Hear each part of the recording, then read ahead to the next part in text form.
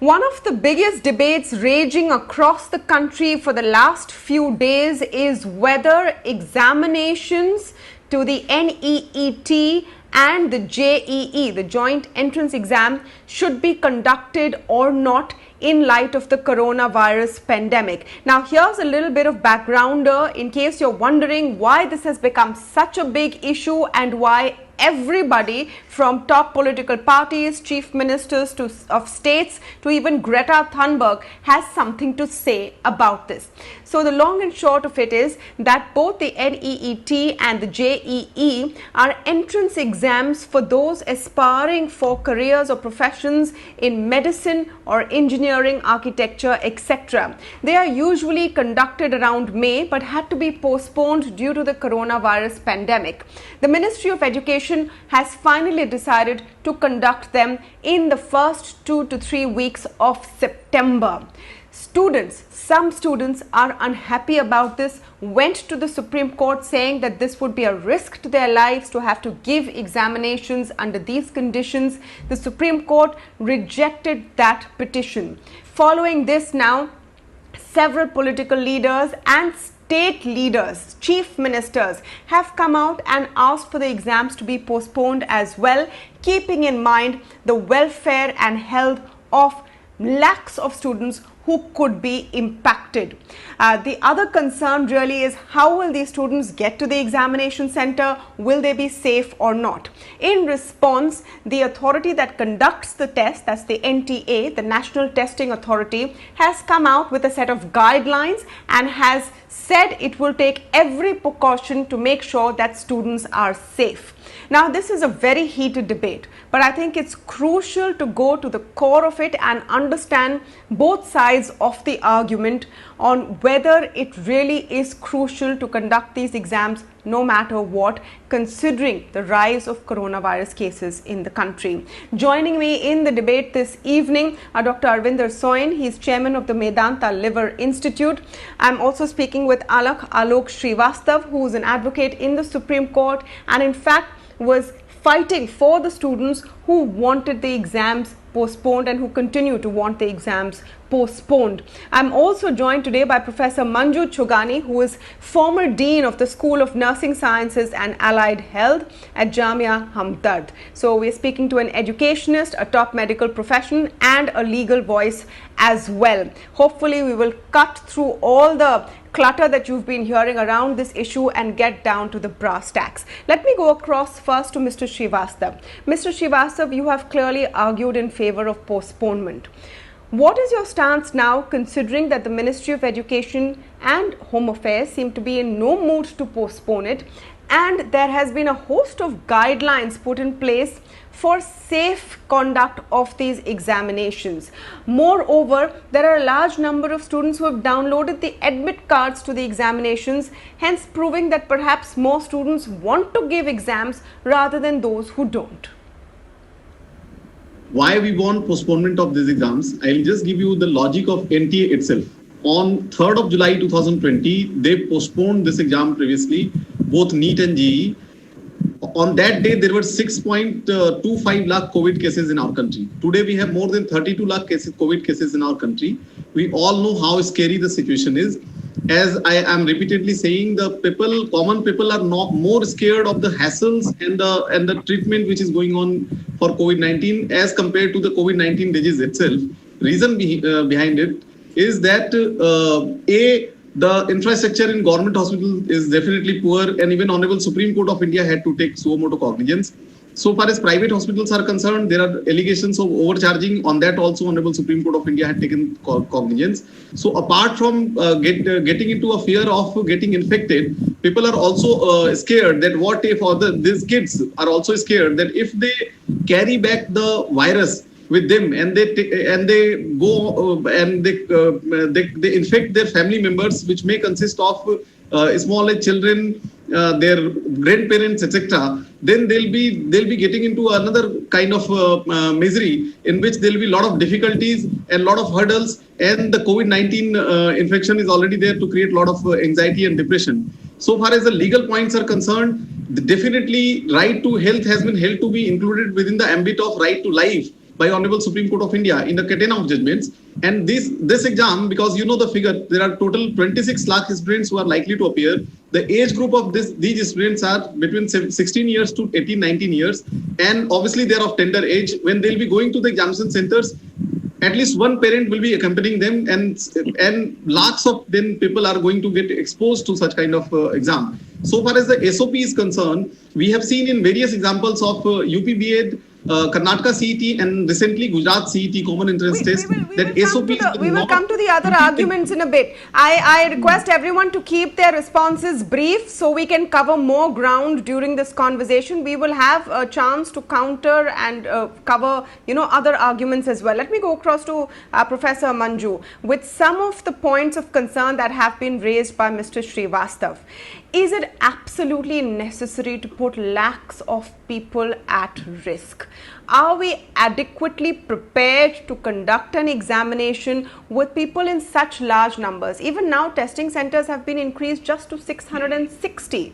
There are many people, especially students in areas where there are lockdowns, no public transport, which have been flood affected, who don't know how they are going to make it. Is it fair to add this pressure on them and on the system as a whole in the middle of a pandemic? Yeah, I think it is a debatable question. That is why we all are here. And the centers which you say 660 are for JEE, and for NEET, the number of centers they have increased from 3,000. They have made 3,842 now from 2,546 earlier in January.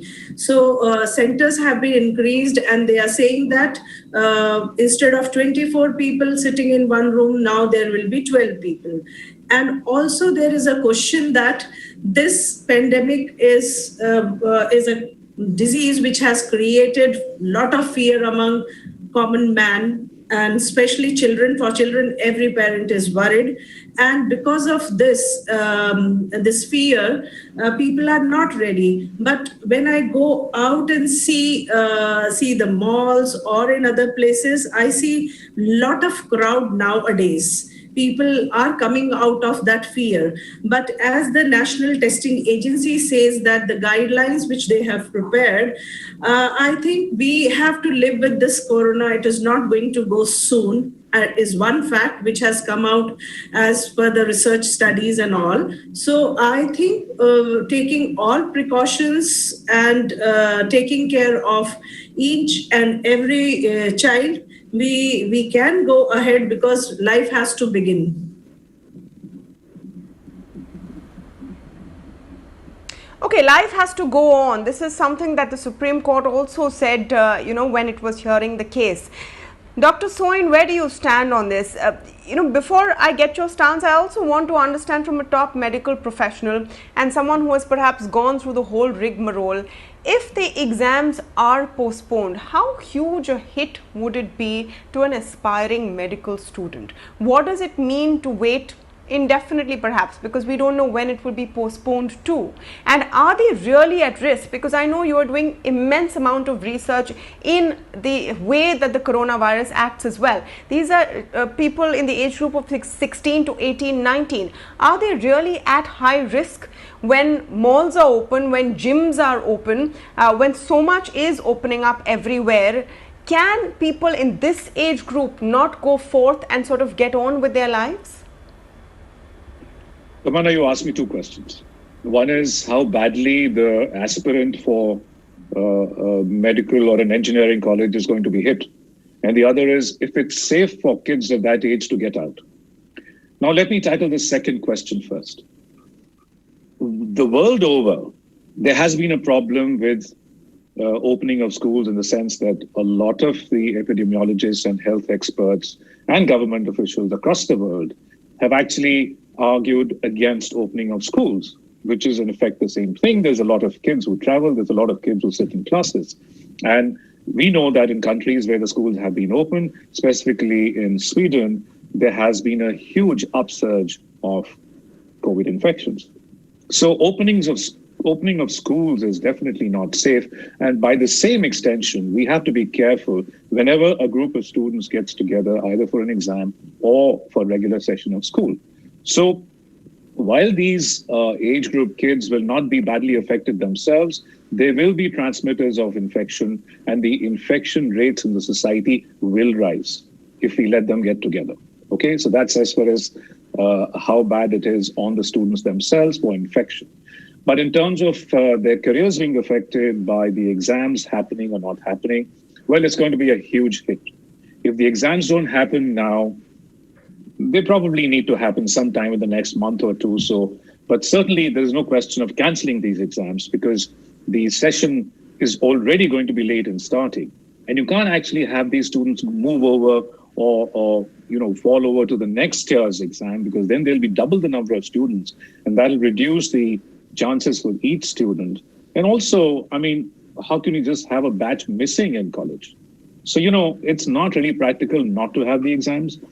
To have the exams, you obviously have to have them sometime in the next month or so. Now, where I would take this is that it is essential to ensure safety of students and parents, and it is essential to ensure equal opportunity is given to everyone. So nobody should be stranded in the floods or for lack of transport. So I think that it may be wise to postpone it for a few weeks until we are better prepared. If there can be special buses and trains and hotels, and care is taken that nobody has to travel long distances, and there is adequate facility for the same, then it's okay to have the exam. Also, the floods will settle down. There are 3 or 4 states which are badly affected. So it may be an idea to postpone it by a little, but you can't cancel these exams and you can't postpone them indefinitely. So, Mr. Shrivastava, let me come to you then. When you are arguing for postponement of the exams, until when? When do you think that students who have concerns will be satisfied? And what about those who are prepared, have been preparing and are ready to give the exams? The biggest sufferers of conducting exams in the month of September would be the students who are staying in flood affected areas, who are staying in hilly areas, who are staying in the areas where heavy rain, incessant rain is being witnessed, and also the students belonging to middle class and underprivileged class. How I'll explain it to you. Transportation, because of flood and many other regions, because of lockdown in various places, now municipal lockdown, local lockdown is being imposed in many of the districts across the country. Those students will not be able to afford their own private vehicle, and they'll have to rely on public transport, which will again tend to either infect them or there will be scarcity also. So we are not at all seeking cancellation. If you see my tweets also, or our entire drive also, we are not at all seeking cancellation. What we are saying is that this is not the time when you should conduct these exams. If you see the pattern, be it university exams or any of the entrance tests, none of these tests are otherwise also conducted in the months of monsoon. These are all conducted pre-monsoon session, mostly in the months of April, May, etc. So that these difficulties which are present there right now must be redressed. Second concern which was raised today by various states in a meeting was regarding their preparedness. Many of the states are saying that we are not prepared. West Bengal has now imposed lockdown till 20th of September. And if NTA still goes ahead in contradiction with the states and there is a conflict, I'm again repeating, the biggest sufferers would be those students who have no means, who are absolutely deprived of affording a private vehicle, private accommodation. You see, despite the examination centers having been increased, there are still very few centers in many states. I was told yesterday that in a large state like the state of Bihar, there are only 2 examination centers in only 2 districts. So these are practical difficulties, and we are saying that don't cancel it definitely. But if you delay for 2-3 more months, flood will be gone, landslide, incessant rains will be gone, and states will be given more time to prepare themselves. Till last week, there was a lot of confusion whether NTA will go ahead with cancellation or not. Now only they have formally said that now we are going ahead with the examination. So now states are also saying, many of the states are saying. I think the important point is what happens if states are not on board. Absolutely. So there are two questions which logically come out of where the debate has reached so far. One, what happens if states are not on board? What happens if states are, are absolutely not on board? And how do you ensure that all students get fair treatment, even those who don't have the means to go in for private transport, even those whose families have been hit, say, financially, or who are in flood affected areas? Will postponing this actually help or change anything? Professor Chhugani, let me come to you on this specific question. If this is postponed by another couple of months, do you think then these worries and concerns can be addressed, and are these concerns real today? Yeah, I think preparedness is most important thing at this point. And if we count the number of days left for 13th, I think the preparations which we have been discussing, that which is required, that we should ensure that equity, that everyone gets fair chance to reach to the centers. Apart from their safety measures, which NTA said, apart from that, the other measures like bringing them from these areas and other things will require time. If it can be done in this short time, I think states are accordingly are differing in their opinion. Some states like Bihar is really facing problems at present, then flood areas, then Maharashtra as well. Maharashtra also. So in India, states are different and the situation is not same in all states. So if states are not on boards, or not on the same wavelength or of same opinion, I think it is difficult then on 13th. Postponement is not going to solve unless we come out with a framework of the steps that these are the steps for equity, these are the steps for their safety, these are the steps for other measures, miscellaneous issues to be addressed, because there are many issues, not only the safety of students only. There are psychological concerns.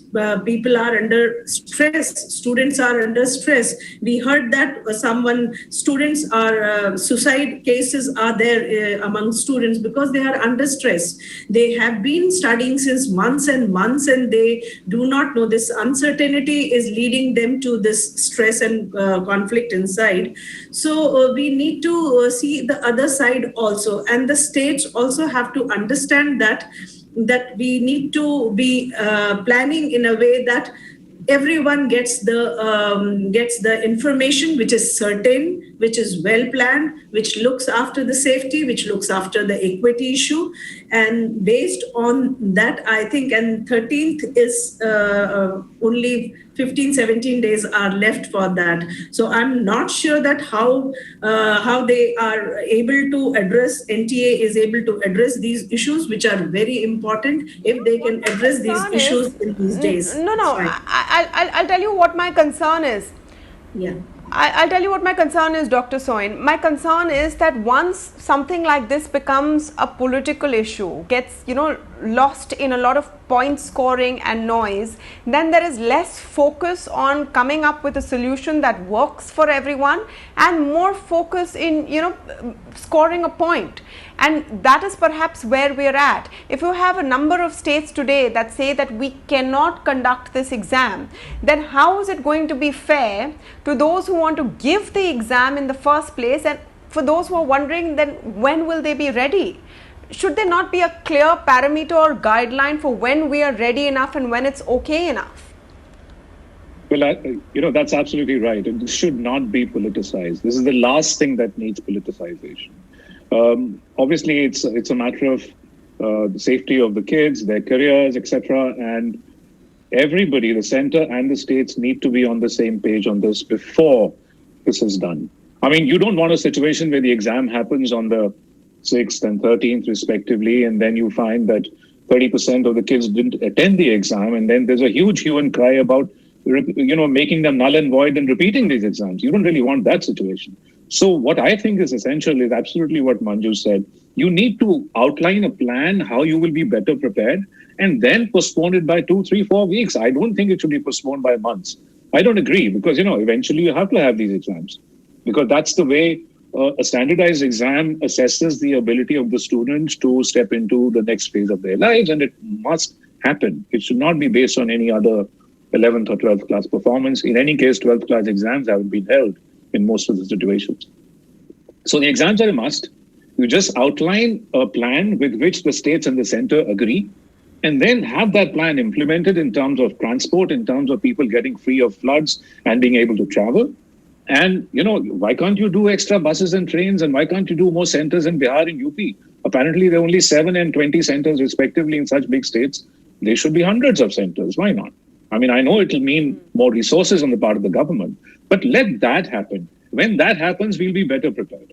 I think this requires an actual solution which works for everyone, requires both sides to sit down and listen to each other instead of just trying to come out on top and win an argument where everyone eventually loses. If there are genuine concerns that students have, then the center must step in, the Ministry of Education must step in and assure that we will make sure you get from your home, wherever it may be, to the closest testing center safe and sound. That would be the right assurance for students as well as for parents. Those who are not in a position to take this exam right away should perhaps be given another alternative and opportunity. Those who want to take it right away should not be stopped either. I'm sure if we put our heads together and cut out the noise, there could be a sensible solution in sight where everyone gains and nobody really loses. Well, let's hope that actually happens. That's all the time we have for this discussion. Thank you so much to all of you for joining us on the show. We'll take a very short break at this point. When we come back, you are hearing from the Royal Enfield boss Vinod Dasari in our special segment on the India Revival Mission. Don't go away.